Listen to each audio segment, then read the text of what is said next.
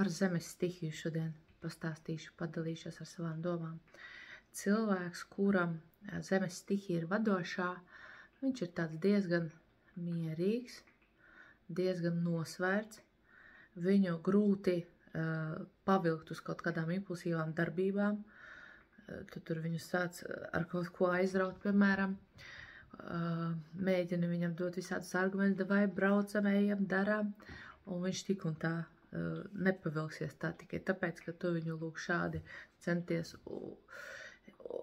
uzfrišināt, sapurināt. Viņš paliek savā kaut kādā iekšējā tādā mierā. Lūk, šie cilvēki ir diezgan racionāli domājoši, viņi ir diezgan stabili arī savā emocionalitātē. Viņiem diezgan labi viss ir ar materiālo nodrošinājumu.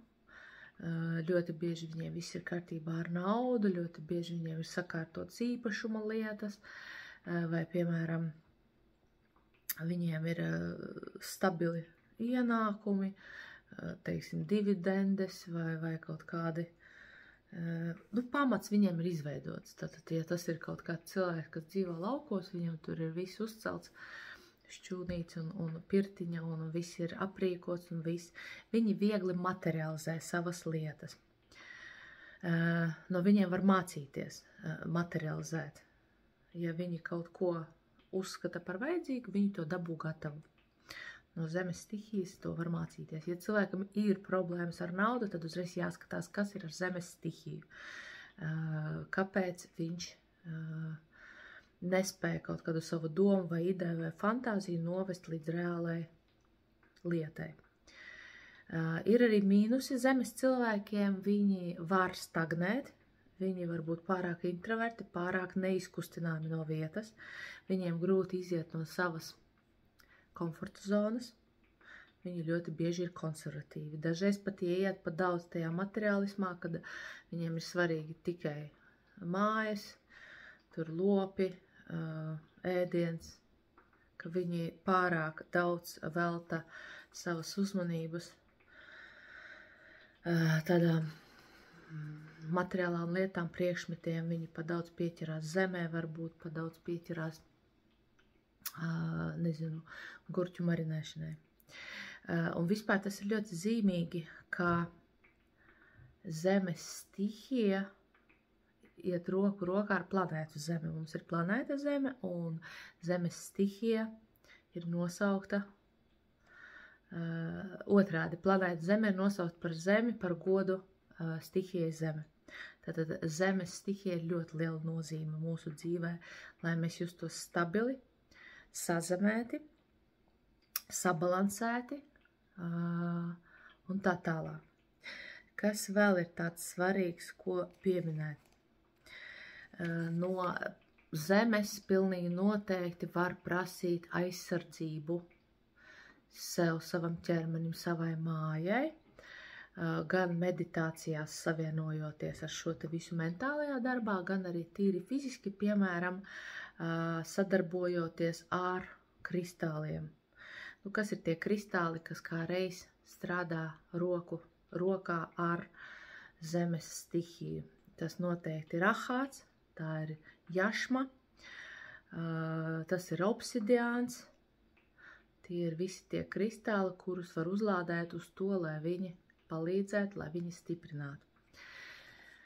Zemes stihija un zemes enerģija kā tāda ir tāda bieza, tumīga. Es viņu parasti meditācijās jūtu kā tādu tumīgu karameli, kaut ko ļoti biezu, siltu, lēnu, mierinošu. Tad šeit enerģija ir tāda īpašība. Un ja kādreiz trūkst sajūtas par to, ka es nezinu, kā dzīvot, kur tālāk doties, kas ar mani būs, tad atliek pielikt basas kājas pie zemes un sajust to, ka zeme tevi balsta, ka tu uz to vari balstīties, ka tā paņem lieku smagumu.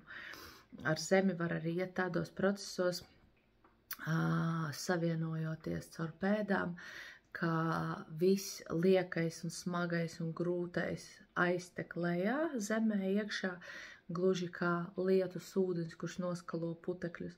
Un otrādi no zemes, mēs sevī varam ieelpot, iesūkt resursus, kas mums ir vajadzīgi, lai mēs sajustos vajadzīgi, lai mēs sajustos mierīgāki, tādi stabilāki. Visas apzinātības prakses mums der sazemēšanās procesiem. Pat visvienkāršākās lietas apzināta staigāšana, apzināta iešana uz toleti, apzināta dzeršana, apzināta vērošana, apzināta elpošana, protams, bez šaubām, tas ir tāds milzīgs resurs. Ja mums ir pat daudz emocionalitātes, tad mums ir vērts sakonektēties ar zemes enerģiju.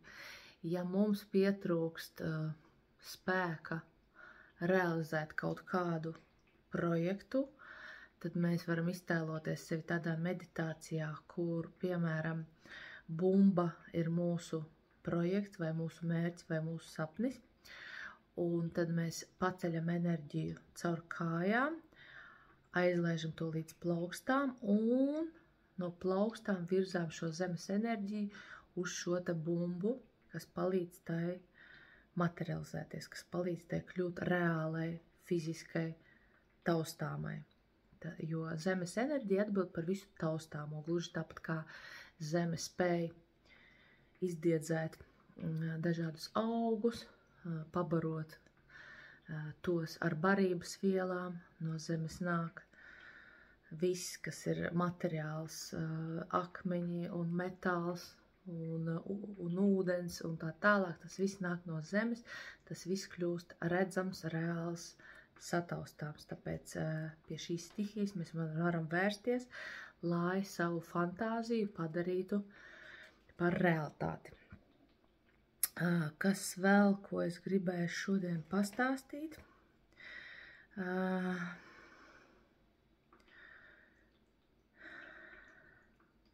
Ja zemes stihijas ir pa daudz, un kā jau es pieminēju, cilvēks var aiziet tādā varbūt pārlieku lielā mantu varā, un viņam pietrūkst garīgumu, un viņam pietrūkst varbūt iespējas būt tādam vieglam kaut kādu lēmumu pieņemšanā, vai arī cilvēks jūtas pārāk kaut kur iesīkstējis, pārāk kaut kur iesēdējies, teiksim, vienā darba vietā ļoti ilgstoši, vai arī viņš baidās no pārmaiņām, viņš baidās, teiksim, ceļot vai pārcelties uz citu dzīves vietu. Tad ir vērts zemes stihiju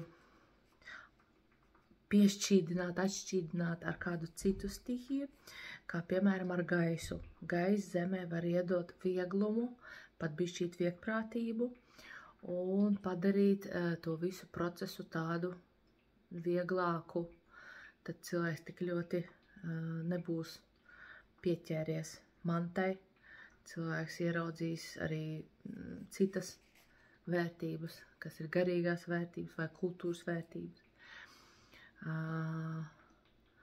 Zemes cilvēki ir arī ļoti burvīgi tandēmos ar to pašu gaisa cilvēku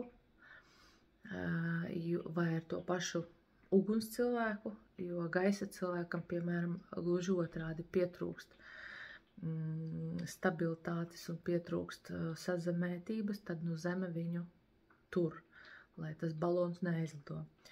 Un savukārt tie, kas ir uguns cilvēki, viņi arī ļoti bieži, piemēram, māk materializēt, jo viņi visu laiku darbojas, un viņiem arī sanāk, bet viņiem tā darbošanās varbūt dažreiz ir pārāk haotiska, pārāk tāda sevi izdedzinoša. Uguns cilvēki, viņi arī var būt ļoti turīgi, bet viņi caur to arī var sevi nodedzināt. Tad zemes cilvēkam viss nāk pārdomāti, secīgi, harmoniski. Tad, piemēram, uguns ar zemi var kopīgi vairot mantu vai taisīt biznesu, bet viens otru balansējot. Viens to prot darīt uzšķiļot kaut kādu ideju un ļoti pārliecinoši virzoties uz priekšu, un otrs atkal prot to visu ielikt tādā pamatīgā ietverā.